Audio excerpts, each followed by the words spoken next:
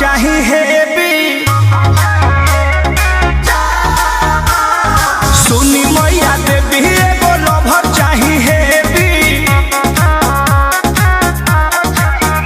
खरा चिली ना होखे ढेर सिली ना होखे, खरा चिली ना होखे ढेर सिली ना होखे, एही खातिर रउआ के चढ़ाइले जलेबी।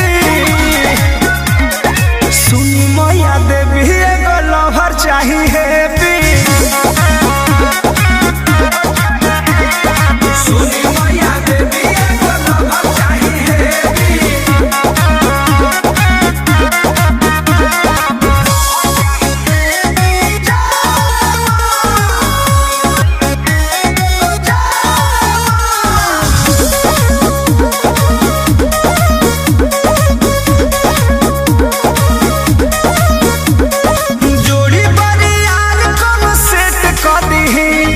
हमारा के ओकर फेवरेट क देही ए माई।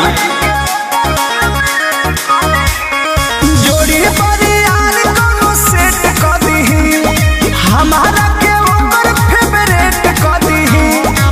पढ़ल लिखल होके करे है लोहाए बेबी। सुनी मैया देवी एगो लवर चाही है।